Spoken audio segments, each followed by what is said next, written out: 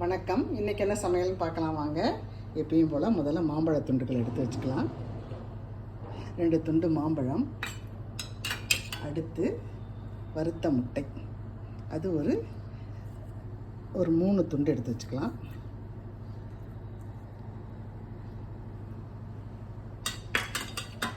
அடுத்து கீரை, அரைக்கீரை பொரியலுங்க, சூப்பராக பண்ணியிருக்கோம். அரைக்கீரை பொரியல் அது ஜம்முன்னு இருக்குது, அது கொஞ்சம் எடுத்து வச்சுக்கலாம்.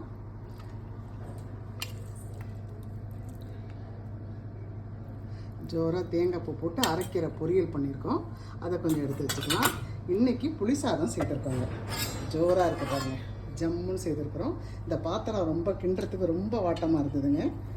புளி சாதம் செய்திருக்கிறோம், அது கொஞ்சம் எடுத்து வச்சுக்கலாம்.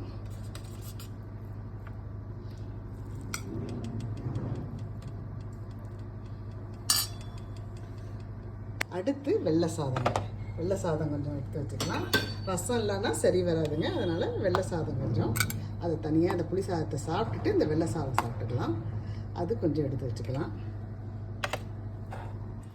அடுத்து இந்த கீரைத்தண்டும் கத்திரிக்காயும் பச்சை வேர்களையும் போட்டு ஒரு பொரியல் மாதிரி பண்ணியிருக்கிறாங்க, ரொம்ப அருமையாக சூப்பராக இருக்குதுங்க. அது கொஞ்சம் எடுத்து வச்சிடலாம். அந்த கீரைத்தண்டு நல்லா இருந்தது, அதனால் எனக்கு அதை கீழே போட மனசு இல்லாத அதை ஒரு பொரியல் மாதிரி ஒரு கத்திரிக்காயும் பச்சை வேர்க்கடலையும் போட்டு வச்சாங்க, அது ஜம்முன்னு வந்துருக்குது. அது கொஞ்சம் வச்சுக்கலாம்.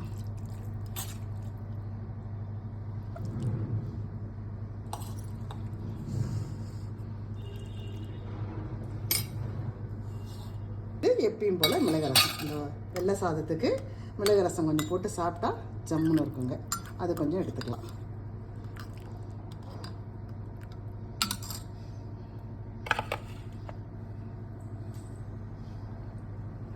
அவ்வளோதாங்க இன்றைய சமையல். இன்றைக்கி அவ்வளோதாங்க. புளி சாதம், தூயமல்லி அரிசி சாதம், புளி சாதமும் தூயமல்லி அரிசியில் தாங்க செய்தோம். புளி சாதம், தூயமல்லி அரிசி சாதம், வாழைத்தண்டும் கத்திரிக்காயும், கீரைத்தண்டும் கத்திரிக்காயும் பச்சை வேர்களையும் போட்டு ஒரு பொரியல், முட்டை வறுவல், அரைக்கீரை பொரியல், மிளகு ரசம், மாம்பழம்.